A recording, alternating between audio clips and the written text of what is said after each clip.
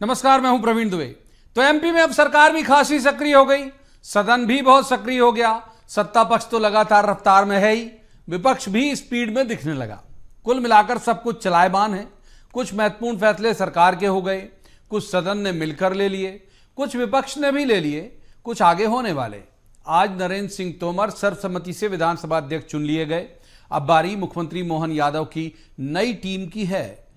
स्तर के कारण, अभी तक सत्र के कारण माफ कीजिए, गठन टल रहा था। संभावना है कि दिल्ली में फॉर्मूला बनकर तैयार हो गया होगा। एक दो दिन में वे नाम भी उजागर हो जाएंगे। अभी तक के कयास यही संकेत दे रहे हैं कि दिल्ली से भोपाल भेजे गए भाजपा के तमाम बड़े नाम मंत्रिमंडल में तो रहेंगे ही। पूर्व मुख्यमंत्री शिवराज सिंह चौहान शायद उसमें नहीं होंगे, ऐसा लगता है। कुछ इलाकाई संतुलन साधा जाएगा, कुछ जातिगत संतुलन भी सधेगा, कुछ पुराने मंत्री शायद रह जाएं और नए विधायक आ जाएं। अमूमन ये मुख्यमंत्री का विशेषाधिकार होता है, लेकिन जिस तरह से दिल्ली बीजेपी संकेत दे रही, उससे लग रहा है कि आखिरी मोहर उसकी लगने के बाद पोर्टफोलियो को लेकर भी कोई कुनमुनाहट तो शायद नहीं होगी। विपक्ष भी युवा और नया हुआ है, वो उत्साह में है। हालांकि जिस तरह का शक्ति प्रदर्शन कल नए प्रदेश अध्यक्ष ने दिखाया, वो उतना वांछित तो नहीं था, क्योंकि उसके प्रभाव में बीजेपी तो आने से रही। जाहिर है कि उन्होंने संदेश अपने दल के अंदर ही दिया होगा। बहरहाल, तो आज बात करेंगे इसी मसले की कि मंत्रिमंडल विस्तार और विभागों का बंटवारा क्या कोई चुनौती होगा नए मुख्यमंत्री डॉक्टर मोहन यादव के लिए या नहीं। विपक्ष को सदन में जवाब देने के सत्ता पक्ष के विधायकों की बैठक के मायने क्या हैं? क्या आज ही तय हो गया होगा कि सदन में आगे भी बोलेगा कौन और कितना बोलेगा? विपक्ष के जो नए नेता हैं वो सदन के सदस्य भी नहीं है, तो क्या कांग्रेस प्रतिपक्ष के मुताबिक वरिष्ठ विधायकों को, जो नेता प्रतिपक्ष हैं, वो एक झंडे के नीचे ला पाएंगे? इस बार का बहुमत बीजेपी को ऐसा मिला है कि विपक्ष लगभग बौना है। फिर वो कैसे मुद्दे उठाएगा और खुद को कितना रजिस्टर करा पाएगा? बहुत सारे सवाल जिन्हें लेकर एक खास पैनल के पास जाएंगे और कहेंगे जवाब तो देना होगा, लेकिन रस्मन सबसे पहले आपको दिखाते हैं एक रिपोर्ट, देखिए।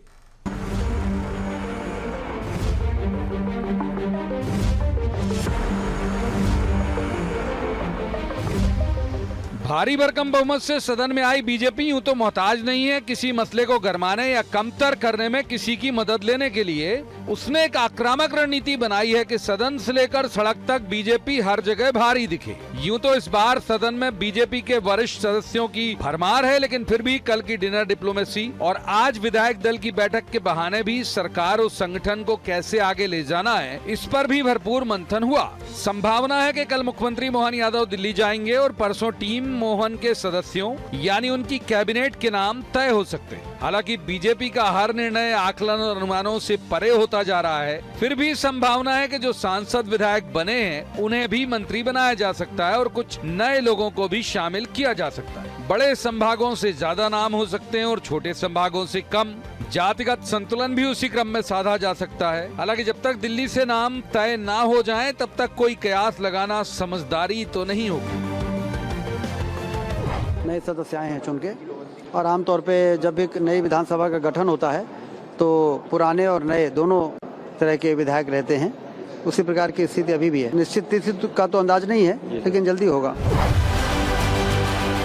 उधर बिल्कुल नहीं हुई कांग्रेस ने अपना पुराना कल्चर अभी तक तो नहीं छोड़ा है। 163 सीटें लाने के बाद भी बीजेपी ने जितने धूमधाम से जुलूस नहीं निकाला, उससे बड़ा जुलूस तो नए नवेले कांग्रेस अध्यक्ष जीतू पटवारी ने अपने विधानसभा चुनाव हारने के बाद भी निकाल दिया। नियत समय से कई घंटे देर से कार्यभार संभालने पहुंचे जीतू के मंच पर बहुत ज्यादा वरिष्ठ नेता नजर नहीं आए। नए नेता प्रतिपक्ष उमंग सिंगार ने आज विधानसभा में नेहरू जी की फोटो हटाने के मसले पर विधानसभा के बाहर प्रदर्शन किया। कांग्रेस के ये नए नेता सुर्खियां बटोरने की पूरी कोशिश करेंगे, क्योंकि इनके पूर्ववर्ती लोगों ने सदन के अंदर और बाहर कभी ऐसी आक्रामकता तो नहीं दिखाई। ये अपने प्रयास में कितना सफल होंगे, ये आने वाला वक्त बताएगा। विरोध किसी का नहीं किया जा रहा है। जो जिन लोग महापुरुषों ने देश में निर्माण के अंदर योगदान दिया, इनके सबका सम्मान सदन में भी होना चाहिए, जो परंपरा अभी तक लोकसभा से लेकर विधानसभा में चली है। जिन्होंने आधुनिक भारत बनाया, उस आधुनिक भारत के निर्माता को क्यों बाहर किया गया? ये विचारधारा को पलटने की साजिश है भाजपा की। उधर एक और घटनाक्रम में बीजेपी के वरिष्ठ नेता नरेंद्र तोमर को आज विधानसभा अध्यक्ष के पद पर निर्विरोध चुन लिया गया। इसका साक्षी बनने के लिए भाजपा के प्रदेश अध्यक्ष वी डी शर्मा और संगठन के प्रभारी हितानंद भी विधानसभा में मौजूद रहे। यानी बीजेपी किसी भी तरह का ऐसा कोई मैसेज नहीं देना चाहती कि सत्ता और संगठन के बीच किसी तरह की कोई सेंध लगाने की गुंजाइश है। इसे देखकर तो यही लगता है कि जिनका मंत्री पद कटेगा उनके लिए मन मसोस कर मौन रहना ही एकमात्र उपाय होगा। Bureau report, BSTV। तो उन मेहमानों का मैं आपसे तारुफ करा दूं। सबसे पहले जिनके साथ हम चर्चा को आगे बढ़ाएंगे, हमारे साथ है गोविंद मालू, बीजेपी के विद्वान ऊर्जावान प्रवक्ता भी हैं, वरिष्ठ नेता भी हैं। स्वागत है गोविंद जी का। दूसरे मेहमान है स्वदेश शर्मा, कांग्रेस के वरिष्ठ नेता हैं, विद्वान ऊर्जावान प्रवक्ता हैं। स्वदेश जी का भी बहुत स्वागत। और तीसरे मेहमान है दिनेश गुप्ता, वरिष्ठ पत्रकार हैं, बहुत अच्छे राजनीतिक विश्लेषक हैं। दिनेश जी का भी स्वागत। शुरुआत कर लेते हैं गोविंद जी। सत्र तो अब बस खत्म होने की कगार पे ही है। कल शाम सुना है मुख्यमंत्री जी जा रहे हैं दिल्ली। मतलब हम ये मान के चलें कि आपकी पार्टी के लिहाज से परसों तक खुशखबरी आ जाएगी बहुत सारे नेताओं के लिए। देखिए, जल्दी ही होगा। हाईकमान जो फैसला लेगा और जो विचार विमर्श हुआ है प्रदेश के सारे संगठन के साथ, मुख्यमंत्री जी के साथ, उसका फैसला जल्दी आएगा और आपके सामने होगा। नया मंत्रिमंडल वो जल्दी होगा। और ये और भी कई सारे बैठकें हैं, उसके लिए भी मुख्यमंत्री जी जा रहे हैं। लेकिन केवल इसी के लिए नहीं, मंत्रिमंडल के लिए, उसके लिए विचार विमर्श हो चुका है और अंतिम चरण में है सारे तैयारियां। अच्छा, एक मुश्किल नहीं आएगी गोविंद जी, इतना भारी भरकम मैंडेट लेके आए हो आप, 163, उसमें से 30 या 32 चुनना, जाने पहले चुनोगे बाद चुनोगे, कुछ अभी होंगे कुछ बाद होंगे, तो दिक्कत नहीं आएगी? और इतने बड़े बड़े नाम पहले से आके समाहित हो गए उसी 163 में भी। प्रवीण जी, आप तो बहुत पुराने पत्रकार हैं और बहुत दिनों से राजनीतिक क्षेत्र को देख रहे हैं। पहली बार बीजेपी के पास इतना बड़ा बहुमत नहीं आया है। 173 था 2003 में, 165 था फिर 13 में। हाँ, फिर उसके बाद फिर 163 हो गया, लगभग कमोबेश बराबर है। तो जब दिक्कत नहीं आई तो आज क्या दिक्कत आएगी? और भारतीय जनता पार्टी एक अनुशासित पार्टी है, एक कार्यकर्ता आधारित संगठन है, एक सुविचारित उद्देश्य और नीति के लिए काम करता है। तो इसलिए हमारे यहाँ किसको क्या जिम्मेदारी दी जाएगी, किसको कहाँ पर कोई जिस जिम्मेदारी को उसको निर्वहन करना है उसके लिए उसको कहा जाएगा, इसके लिए कोई भी किंतु परंतु नहीं होता है। जो निर्देश आ गया, जो आदेश आ गया, उसका पालन उसको करना है, क्योंकि हर कार्यकर्ता के लिए काम और हर काम के लिए कार्यकर्ता है। इसलिए ये तो आप लोगों के कयास हैं, तो आप लगाते रहिए। ठीक है, कांग्रेस नहीं है ये, भारतीय जनता पार्टी कांग्रेस नहीं है। स्वदेश जी को इन कर लेते हैं। स्वदेश जी, एक बात से जरूर मैं सहमत हूं गोविंद मालू जी के। कल हमने देखा कि जब मुख्यमंत्री ने डिनर बुलाया, डिनर पे लोगों को बुलाया, डॉक्टर मोहन यादव ने तमाम विधायकों को, तो सब बड़े नेता वहां पहुंचे, मेहमान बन के पहुंचे और मेजबान मुख्यमंत्री थे। आपके यहाँ जब नए प्रदेश अध्यक्ष आए तो कई बड़े बड़े चेहरे नजारत थे, तो फर्क तो दिखता है कांग्रेस बीजेपी में। तो आपकी नई लीडरशिप कैसे सबको साध के रख पाएगी, या फिर रख पाएगी या नहीं? ऑल इज वेल है। और निश्चित रूप से जीतू पटवारी जी की आपका से परिचित है, क्योंकि वो यूथ कांग्रेस के परिचित हैं, क्योंकि वो यूथ कांग्रेस के प्रदेश अध्यक्ष भी रहे हैं। युवा तरुणाई उनको अपना प्रतीक मानती है, और ये बात साबित भी कल उनके पदभार ग्रहण से हो गई। इस बात को भाजपा भी मान रही है, मैं समझता हूँ मीडिया भी समझ रही है इस बात को, कि इतना ज्यादा जन सैलाब भाजपा सरकार प्रचंड बहुमत में आने के बाद भी नहीं दिखा पाई।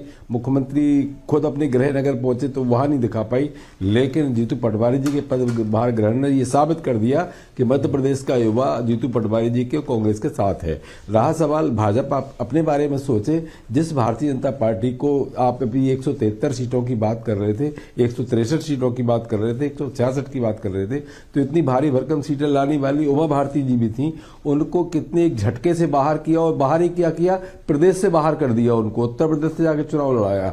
अभी हमने देखा कि जो मामा शिवराज, जो लाडली बहनों को मतलब प्रलोभन दे करके चले गए और सरकार ला दी भारी बहुमत से, और उनको भी प्रदेश से बाहर कर दिया, और बाहर भी ऐसी जगह किया। लेकिन मैं स्वदेश जी एक मेरा सप्लीमेंट्री ले लीजिए, लेकिन बैठाते भी तो अपनी पार्टी के नेता को हो, उसमें आपकी कहां लॉटरी खुलेगी? अगर मान लीजिए कुछ हुआ भी तो आपके लिए क्या गुंजाइश है उसमें?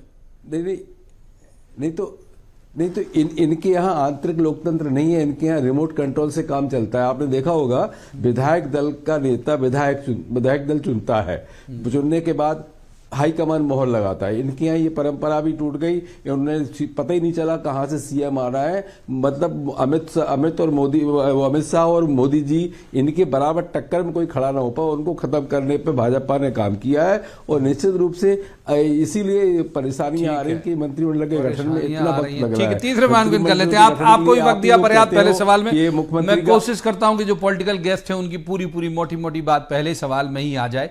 बहरहाल दिनेश जी को इन करते हैं। दिनेश जी, कैबिनेट किस तरह की देखते हैं आप? हालांकि बीजेपी के बारे में मैं फिर से ये कहूंगा कि कोई भी कयास, कोई भी अटकल लगाना इन दिनों सबसे बड़ा जोखिम का काम है। वो कब चौंका दे, कहां चौंका दे और कैसे चौंका दे, ये कहा नहीं जा सकता। फिर भी हम संवाद तो कर ही सकते हैं। कैसे देखते हैं आप कैबिनेट? देखिए प्रवीण जी, जो कैबिनेट है उसमें अपर लिमिट तो फिक्स है। डिप्टी चीफ मिनिस्टर जिस सीनियरिटी का है, तो मुझे लगता है कि उससे आप सीनियर किसी को बनाना चाहेंगे तो उसको दुख तो होगा। मतलब आप देखिए, यदि आपको जूनियर के अंडर में काम करना पड़ा, ये इसका मनोभाव आप बहुत आसानी से समझ सकते हैं कि जूनियर के अंडर में काम करना कितना पीड़ादायक है।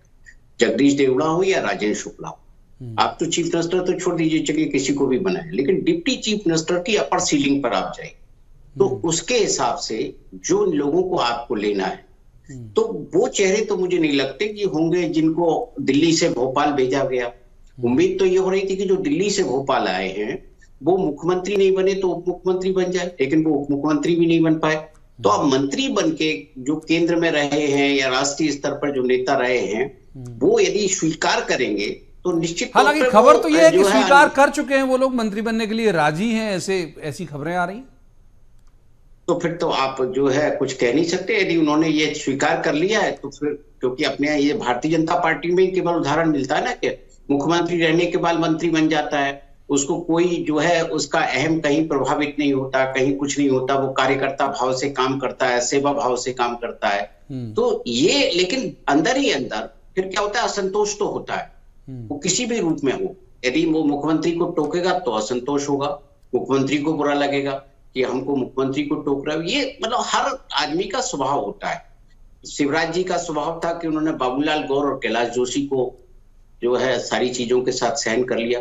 मोहन यादव जी किस तरह से लेते हैं, या मोहन यादव जी के निर्देश को कैलाश विजयवर्गीय जी किस तरह से मानते हैं। हमने तो देखा था ना, इंदौर में बहुत सारे लोग कह रहे थे कि मोहन यादव को पहला टिकट दिलाने वाले कैलाश विजयवर्गीय थे। तो फिर कैसे चीजों को होगा जिसको पहला टिकट दिलाया उसके अंदर। लेकिन कल का डिनर भी देखिए, आप आऊंगा आप पास एक बार यही सवाल लेके मालू जी के पास जाते हैं। मालू जी, आपने दिनेश जी को सुना, बहुत सीनियर जर्नलिस्ट हैं वो, मैं उसमें ऐड ऑन और कर देता हूं आपसे जवाब की प्रत्याशा में। वो ये कि अगर मान लीजिए सहमत भी हो गए बड़े नाम, तो पोर्टफोलियो को लेकर तो कुछ पसंद नापसंद नहीं चलेगा कि नहीं भाई मैं तो ये वाला पोर्टफोलियो मेरे पास होना चाहिए, या फिर जो तय कर देंगे मुख्यमंत्री जी, उनका विशेषाधिकार कहा जाता है, या दिल्ली, वो तत्काल सबको एप्लीकेबल हो जाएगा। मालू जी।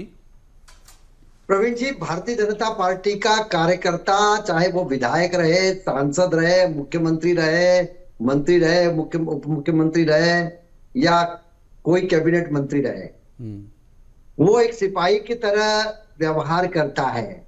उसको जो कप्तान ने आदेश दिया, जो नेतृत्व ने कहा, उसको शिरोधार्य करके आगे बढ़ना। दिनेश जी ने भी कहा, ये भारतीय जनता पार्टी में ही संभव है दिनेश जी, ये और किसी दल में संभव नहीं है। और ये असंतोष की तो कई जगह जहां असंतोष हो चुका है, जिन दलों में, जिन लोगों में, वो लोग इस तरह की बातें करते हैं कि असंतोष हो जाएगा, ज्वालामुखी फूट जाएगी, ये हो जाएगा। मनोहर पर्रिकर के समय जब गडकरी जी को अध्यक्ष बनाया था, और उस समय कई सारी बातें कही गई थी। अडवाणी जी के समय उनके जूनियर लोग, कई वेंकैया नायडू जी जब बने थे, उनके रेजिम में कई सारे सीनियर लोग उनके उसमें उनकी टीम में थे। तो ये हमेशा चलता रहा है, पहली बार नहीं हो रहा है ये कि कहीं ऐसा नहीं हुआ। अभी भी वीडी शर्मा जी की टीम में जो है वो बहुत सीनियर भी है, कुछ उनसे तो बहुत ज्यादा। हाँ है ना, रहे नरेंद्र सिंह जी तोमर की टीम में सीनियर रहे, कई उनसे बड़े, उस समय 47 साल की उम्र थी। उसके बाद में नंदू भैया की टीम में रहे। तो ऐसा नहीं कि कोई सीनियर जूनियर का, हमारे यहाँ इस तरह का कोई भी भाव मन में नहीं आता है। काम करना है, जो दायित्व मिला है उसका निर्वहन करना है। ठीक है। और वो जब सीनियर भी जूनियर हो जाता है, जूनियर भी सीनियर हो जाता है। सब समान काम के आधार पर काम करते हैं, अपने दायित्व का निर्वहन करते हैं। इसलिए कोई छोटे बड़े का सवाल नहीं और कोई अपनी पसंद नापसंद का सवाल नहीं। ठीक है, एक बार स्वदेश जी को करते हैं। स्वदेश जी, कितना मुश्किल आपके यहाँ होगा वैसे, जितना हम लोग समझते हैं कांग्रेस को, भाई अब आप बताइए, कमलनाथ जी खुद एमएलए हैं, अब वो उमंग सिंगार के डायरेक्शन को फॉलो करेंगे क्या? रामनिवास रावत जी और भी बहुत, अजय सिंह जी, बड़े बड़े नाम हैं जो इनके डायरेक्शन को फॉलो करेंगे क्या? दूसरा, जीतू पटवारी अब सदन के मेंबर तो है नहीं, तो जाहिर बात है कि कमांड जो होगी सदन के अंदर वो उमंग सिंगार के पास होगी।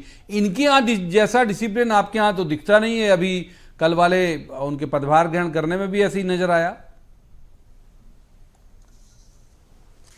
देखिए, जब राहुल गांधी जी कांग्रेस के अध्यक्ष हुआ करते थे, आपने देखा होगा, तो पूरे सारे नेता, मेरी इवन खरगे साहब तक उनके नेतृत्व में काम कर रहे थे। पूरे देश के कार्यकर्ता, बड़े से बड़े, चाहे वो अशोक गहलोत जी हो, चाहे भूपेश बघेल जी हो, बड़े बड़े नेता जो आज देख रहे हो, माननीय कमलनाथ जी भी है, सारे लोग काम कर रहे थे। तो कांग्रेस में एकता के नाम पर तो बिल्कुल पूरी तरह एकता है, पूरी और ईमानदारी से नेतृत्व के प्रति समर्पण है। लेकिन हमारे यहाँ आंतरिक लोकतंत्र पूरी तरह कायम है, इनके यहाँ पूरी तरह खत्म है, चौपट है। मुख्यमंत्री अपनी मर्जी से कहने को तो है कि मुख्यमंत्री किसको मंत्री बनाता है उसका विशेष अधिकार है उनका, लेकिन विशेष अधिकार जमीन पर देखने को नहीं मिलेगा। एक मंत्री अपनी मर्जी से नहीं बना सकते होते तो मंत्रिमंडल के गठन में इतनी विलंब नहीं होता, कभी के बन चुका होता। अभी तक तो मध्य प्रदेश की जनता उनके काम नहीं हो पा रहे। आज भी स्थिति है कि एक अनाड़ी पहली बार मुख्यमंत्री बनने वाला व्यक्ति क्या काम कर सकता है, ये प्रवीण जी हमसे ज्यादा आप समझते हैं इस बात को। ऐसे में मंत्रिमंडल का गठन लेट होना, इससे मध्य प्रदेश की जनता का नुकसान हो रहा है। उनकी जो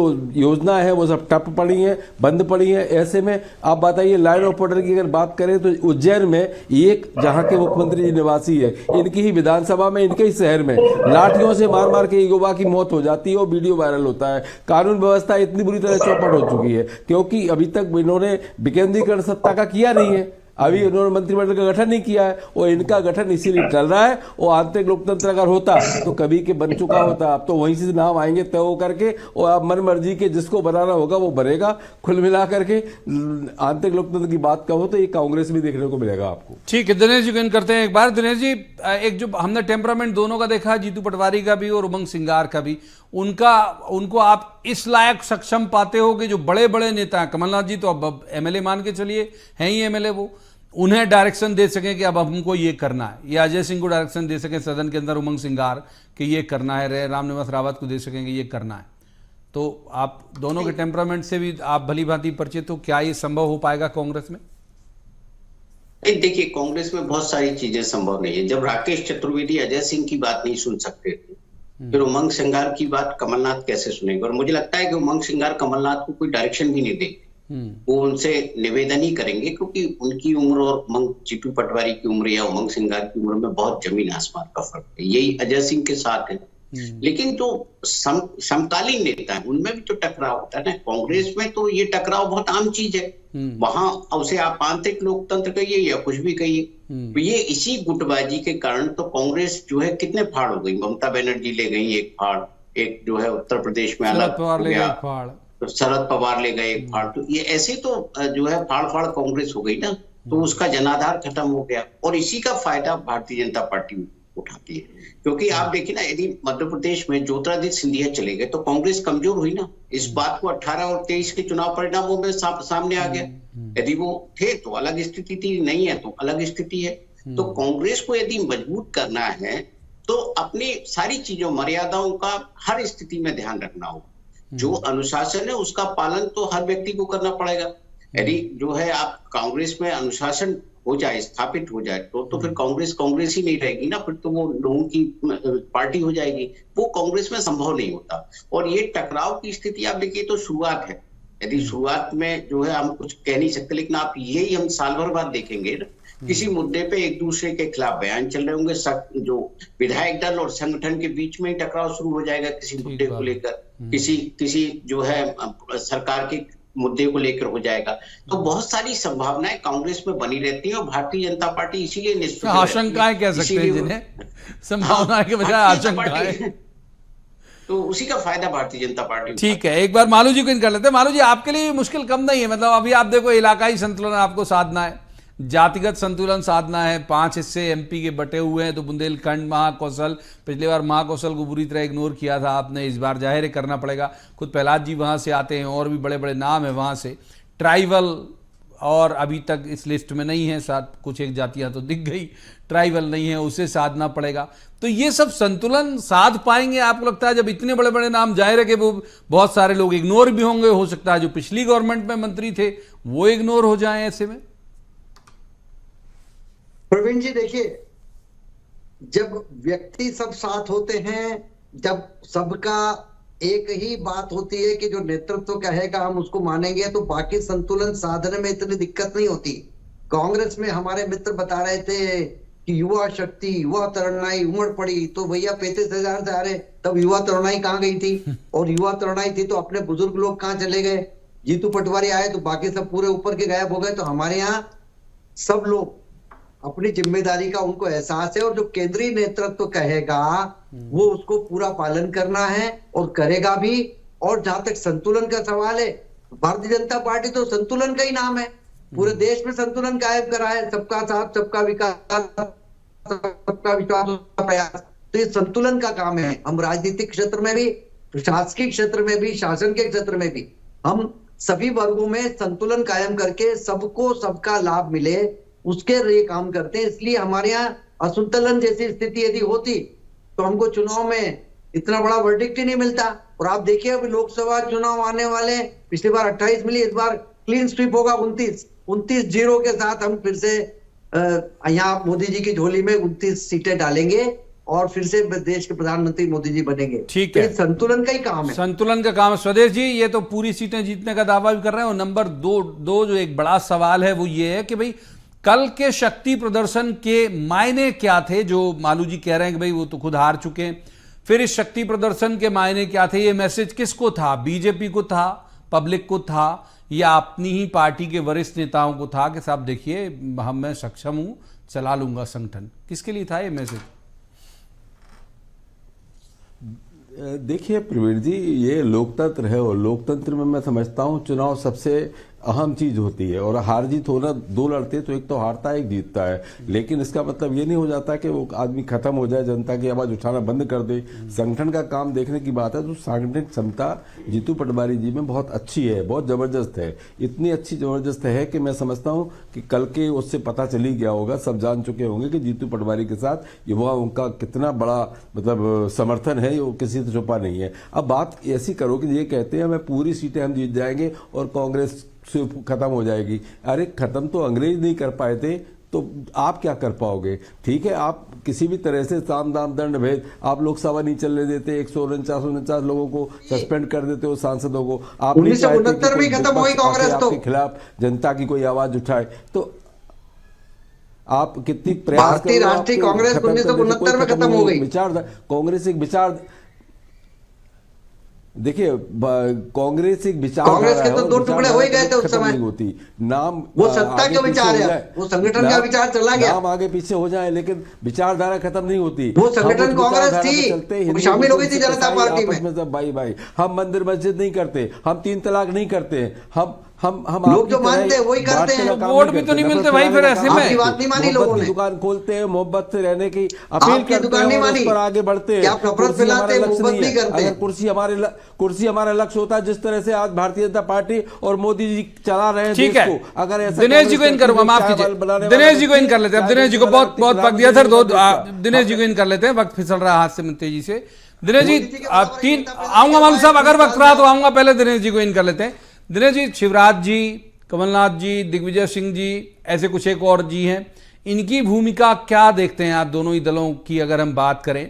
या फिर ये जो परिवर्तन है, ये परिवर्तन बड़ा लाउड एंड क्लियर है दोनों दलों के लिहाज से? दिनेश जी बिल्कुल क्लियर है। देखिए हर जगह यदि लीडरशिप चेंज कर रही है, जनरेशन चेंज कर रही है, तो सीनियर लीडर को भी समझना चाहिए कि उन्हें एक स्पेस देना है नई टीम को, क्योंकि चेंज किसी के लिए भी खराब नहीं होता, ये बेहतर होता है। राजनीतिक दल हो, जनता चेंज क्यों करती है, एंटी इनकम्बेंसी क्यों होती है? इसलिए तो होती है ना कि एक ही एक चेहरा, एक ही एक मुद्दा, एक ही तरह की बात बार बार होती है, तो फिर लोग उससे उगता जाते हो, फिर इसके बाद चेंज कर देते हैं। तो भारतीय जनता पार्टी यदि लगातार जीत रही है तो वो जनता की भावना को समझ रही है, वो समझ रही है, उसको पता है कि लीडरशिप हमको चेंज करना है। लेकिन कांग्रेस में क्या है, क्या जो लीडर हैं वो छोड़ना नहीं चाहते कुर्सी। यदि दिग्विजय सिंह और कमलनाथ इस चीज को समझ लेते कि उनकी जरूरत जिस स्टेज पर है उसी स्टेज पर वो रहे, यदि मार्गदर्शन देना है या समन्वय बनाना है तो उन्हें वही काम करना चाहिए। उन्हें यंगस्टर्स के साथ रेस नहीं करना। ठीक है, माफ कीजिए दिनेश जी, मैं आगे जाता चर्चा आपकी ले जाता, लेकिन वक्त इजाजत नहीं देता। बहुत बहुत शुक्रिया तीनों मेहमानों का इस चर्चा में शामिल होने के लिए। एक शेर के साथ समापन करूंगा आज की चर्चा का, और वो दोनों पार्टियों के वरिष्ठ नेताओं पर एप्लीकेबल होगा कि खुद को बदलिए वक्त की तब्दीलियों के साथ, पहचानिए कि वक्त के तेवर बदल गए। तो जो नई पौध है, जो नई लीडरशिप है, ये कितना कमाल करेगी, इसके लिए कुछ महीने हमको इंतजार करना होगा। आज की इस चर्चा में इतना ही। कल किसी खास मसले पर खास पैनल के साथ बैठकर कहेंगे, जवाब तो देना होगा। आप देखते रहिए BSTV।